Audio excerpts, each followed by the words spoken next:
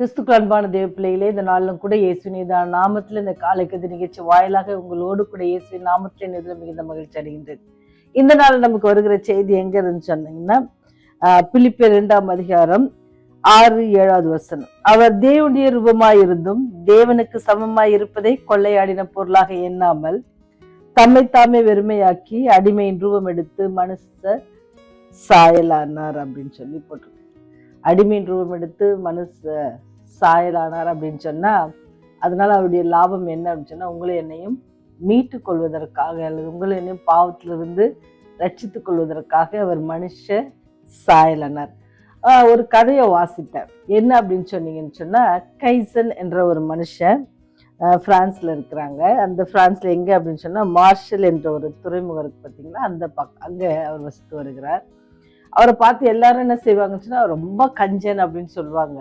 ஏன்னா அவர் ஒரு பைசா கூட என்ன செய்ய மாட்டாரா, செலவே செய்ய மாட்டாரு, ரொம்ப கஞ்சனா இருக்கிறாரு அப்படின்னு எல்லாருமே சுற்றில இருக்கவங்கெல்லாம் பேசிட்டே இருப்பாங்களா. அவர் திருமணம் கூட செய்து கொள்ளவில்லை. நீங்க பார்த்தீங்கன்னு சொன்னா, அவர் திருமணம் கூட செய்து கொள்ளவில்லை. எல்லாரும் அவரை கேட்பாங்க, நீங்க ஏன் இன்னும் திருமணம் செய்துக்கல அல்லது கேட்டு அவர் சொல்லுவார், இல்லை நான் திருமணம் செஞ்சுட்டா எனக்கு மனைவி வருவாங்க, அப்படி மனைவி வந்துட்டாங்கன்னு சொன்னா அவங்களுக்கு என்ன செய்யணும், தினமும் சாப்பாடு கொடுக்கணும், அவங்களுக்கு தேவையெல்லாம் நான் சந்திக்கணும், அதனால அது என்னால் அது சாத்தியம் இல்லை, அதனால நான் திருமணம் பண்ணிக்கல, என்கிட்ட காசு செலவாயிரும் அப்படின்ட்டு அவர் சொல்லுவாராம். இப்போ எல்லாருக்கும் அவரை பார்த்து ரொம்ப இதுவாக இருக்கும், இப்படி இவ்வளோ கஞ்சமாக இருப்பாங்களா, லைஃப்ல ஒன்றுமே என்ஜாய் பண்ணாமல் ஆனால் நல்லா வசதி நல்லா சம்பாதிக்கிறாங்க, பட் என்னால் இந்த மாதிரி காரியம் அவர்கிட்ட இருந்துச்சு. அப்போ எல்லாருக்கும் ஆச்சரியமா இருந்துச்சு. ஒரு நாள் என்ன செஞ்சார் அப்படின்னு சொன்னா, அவர் மரித்து போயிட்டார். அவர் மரிச்சிட்ட உடனே ஜனங்களுக்கெல்லாம் ரொம்ப ஒரே ஆச்சரியம். இந்த மனுஷன் இவ்வளோ நாள் சம்பாதிச்ச பொருள் என்னதான் பண்ணியிருக்கிறாரு பார்ப்போம் அப்படின்னு சொல்லி எல்லாரும் என்ன செஞ்சாங்களா, அந்த ஊர் மக்களே என்ன செஞ்சாங்கன்னு சொன்னா, அவருடைய வீடு முன்னே என்ன செஞ்சாங்களா, கூடினாங்க. அப்படி அவங்க கூடின பிறகு என்ன ஆச்சு அப்படின்னு சொன்னா, உள்ள போய் எடுத்து பார்த்தாங்க. அதில் பார்த்தாங்க ஒரு உயில் எழுதி வச்சிருந்தாங்களாம். அந்த உயில் என்ன எழுதி வச்சிருந்தாங்க அப்படின்னு சொன்னா, நம்ம ஊர் என்னது பாலைவனம் போல காணப்படுது, அது காரணம் என்ன அப்படின்னு சொன்னா, நம்ம ஊர்ல என்ன இல்லை, தண்ணி வசதி இல்லை. ஆனா அந்த தண்ணி வசதி வேணும் அப்படின்னு சொன்னா, ஒரு 26 கிலோமீட்டருக்கு அப்புறம் அங்க இருக்கிற ஒரு இதுல இருந்து நம்ம என்ன செய்யணும், கொண்டு வரணும். அங்கிருந்து என்னது, அங்க ஒரு ஒரு ஆறு இருக்குது, அங்க அந்த தண்ணியில இருந்து நமக்கு என்ன செய்யணும், கொண்டு வரணும். அதுக்கு என்ன வேணும், பெரிய பைப். இதுக்கான ஊருக்கு நம்ம தண்ணி கொண்டு வந்துச்சோன்னு சொன்னா நம்ம ஊர் என்ன பண்ணிடலாம், நம்ம சோலைவனமாக மாற்றலாம் அப்படின்னு சொல்லி. மார்ஷல்ஸ் அந்த இடம் தான் இப்போ நீங்கள் பார்த்தீங்கன்னு சொன்னால் அது ரொம்ப அழகாக இருக்கும், பச்சை பசேல்னு இருக்கும். ஆனால் அதுக்கு காரணம் யாருச்சுன்னா, இந்த மனுஷன் கைசன் என்பவர் தான். அவர் அந்த இதில் அதை அதை வாசிக்கிற மனுஷனுக்கு என்ன செய்ய முடியல, வாசிக்க முடியல. ஏன்னு சொன்னால், எல்லாரும் இவ்வளோ நேரம் அவர் எப்படி தான் பார்த்தாங்க, கஞ்சனாக தான் பார்த்தாங்க. அவர் சொன்னார், சேர்த்து வைத்திருக்க பணம்லாம் எங்கெங்கே இருக்குது அப்படின்னு சொல்லி அதில் எழுதியிருந்தாரு. இந்த பணத்தை நீங்கள் என்ன செய்யுங்கன்னா, அந்த ஊர்லேருந்து இங்கே நம்ம ஊருக்கு தண்ணி எடுத்து வர்றதுக்கான பைப்பு போடுறதுக்காக நீங்கள் என்ன செய்யுங்க, அதை செலவு பண்ணுங்க அப்படின்னு எழுதி வச்சாங்க. ரொம்ப எல்லாரும் பாதியிலே என்ன செய்ய ஆரம்பிச்சிட்டாங்க, அழ ஆரம்பிச்சிட்டாங்க. என்ன அன்பு இல்லை.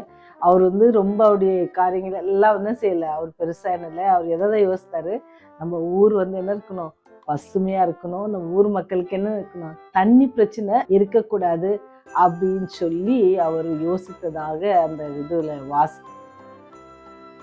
இதை வாசிக்கும்போது உடனே எனக்கு ஞாபகம் வந்தது ஏசப்பா தான். அந்த பரலோகத்தை விட்டுட்டு உங்களுக்காக எனக்காக என்ன செஞ்சாரு, தாழ்மையின் ரூபம் எடுத்து என்ன செஞ்சாரு, இந்த பூலோகத்திற்கு வந்தார். அது அவர் சொல்றாருல, அவர் யாரு, தேவனுக்கு சமமா இருப்பதை என்ன செய்யல, அவரு ஒரு நாள் என்ன செய்யல, அவரு பொருட்டாக எண்ணல. ஆனா அவர் என்ன செஞ்சாரு, தன்னைத்தானே வெறுமையாக்கி அடிமையின் ரூபம் எடுத்தார். யார் அடிமையின் ரூபம் எடுத்தார் அப்படின்னு சொன்னா, நீங்களும் நானும் எப்படி இருக்கணுமா, அடிமைதனமான பாவத்திலிருந்து நம்ம வெளிவரணும்னு சொல்லி அவர் என்ன செஞ்சார், அடிமையின் ரூபம் எடுத்தார். நீங்களும் நானும் எடுக்க வேண்டிய ரூபத்தை என்ன செஞ்சார், உங்களுக்காகவும் எனக்காகவும் அவர் எடுத்தார். நீங்களும் நானும் நல்லா இருக்கணும் அப்படின்னு சொல்லி அவர் ஜீவனை கொடுத்தார். நீங்களும் நானும் நித்திய மரணத்துக்கு போகக்கூடாது அப்படின்னு சொல்லி அவர் மரித்தார்.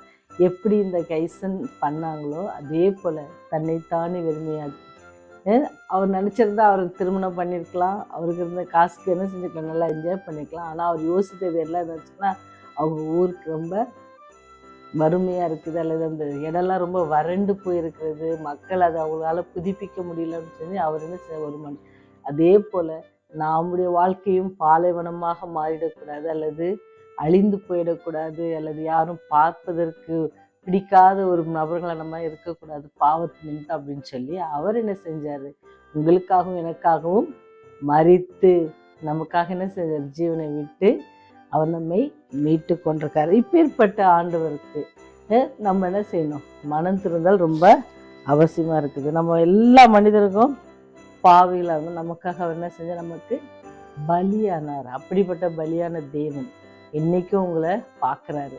நீங்கள் என்னுடைய பிள்ளைகளாக இருப்பீங்களா, நான் உங்களுக்காக தான் இந்த உலகத்தில் வந்து மறித்தேன், உங்களுக்காக என் ரத்தத்தை சிந்தினேன் அப்படின்னு சொல்லி உங்களே என்னை நோக்கி பார்க்குறாரு. ஒருவேளை அவர் பார்க்கும் பொழுது ஒருவேளை கடந்த நாட்கள் நம்ம அவருடைய பார்வைக்கு நம்ம அவரை சரியாக புரிஞ்சிக்கல அப்படின்னு சொன்னோம், நமக்காக மறித்த தேவன் இன்னும் உங்களை அவருடைய பாய்ந்த கரங்களை விரித்து உங்களை என்ன செய்கிறாரு, பார்க்கிறாரு. நீங்கள் அவர் அன்றைக்கு வருவீங்கன்னு சொன்னால் நீங்கள் என்ன செய்யலாம், அவர் உங்களை சேர்த்து கொள்ள ஆயத்தமாக இருக்கிறார்.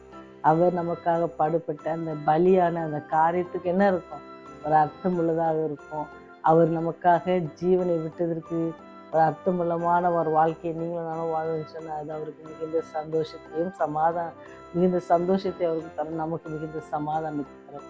சமாதானத்தின் தேவன் நம்மோடு கூட நாள் முழு இருக்க நம்ம ஜெபம் செய்வோம். எங்களை அதிகமாக நேசிக்கிறதான கிருபை இந்த தகப்பனே, இந்த நாளிலும் கூட நம்முடைய கிருபை எங்களோடு கூட இருப்பதற்காக நன்றி செலுத்துகிறோம் சுவாமி.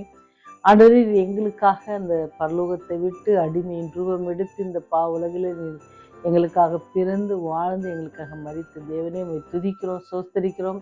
எங்களுக்கு நீரை கிருபாதார பலியாக இருக்கிறீர், அதற்காக நன்றி செலுத்துகிறோம். எங்களுடைய பாவங்களை பாராதபடிக்கு எங்களை நேசிக்கிறவரே உம்மை துதிக்கிறோம், சோஸ்தரிக்கிறோம். எங்களுடைய பாவங்களை மன்னிக்கிறவரே உம்மை சோஸ்தரிக்கிறோம். மனம் திரும்புகிற ஒவ்வொரு மேலும் நீர் கிருபையாக இருப்பதற்காக நன்றி செலுத்துகிறோம். இந்த நாள் முதல் எங்களோடு கூட இருங்க சுவாமி. நாங்கள் உண்மை அன்பை உணர்ந்தவர்களாக, நீர் எங்களுக்காக பட்ட பாடுகளை நாங்கள் தியானித்தவர்களாக, இன்றைக்கு நாங்கள் இன்றைக்கு மாத்திரம் எப்பொழுதும் அன்பை விட்டு பிரியாத நல்ல பங்கை நாங்கள் தேர்ந்தெடுத்து கொள்ள நீர் எங்களுக்கு கிருபை செய்யுங்க. எதுக்கு தடையாக இருக்க எல்லா பாவங்களையும் எங்களை விட்டு நீக்கி போடுங்க. மனபாரத்தோடு, கஷ்டத்தோடு, வியாதியோடு, மனக்குழப்பத்தோடு இருக்கிற ஒவ்வொரு பிள்ளைகளுக்காக செபிக்கிற ஒவ்வொருவரையும் தாங்குங்க, ஏந்துங்க, வழிநடத்துங்க சாமி. சாத்தான் கொள்ளை கொண்டு போய்விடாதபடிக்கு நீரே நம்முடைய இரத்த கோட்டைகளை மறைத்து எங்களை பாதுகாத்து வழிநடத்த வேண்டுமா இயேசுவின் வழியை ஜெபிக்கிறோம் ஜீவன் நல்ல தகப்பனே. ஆமென், ஆமென்.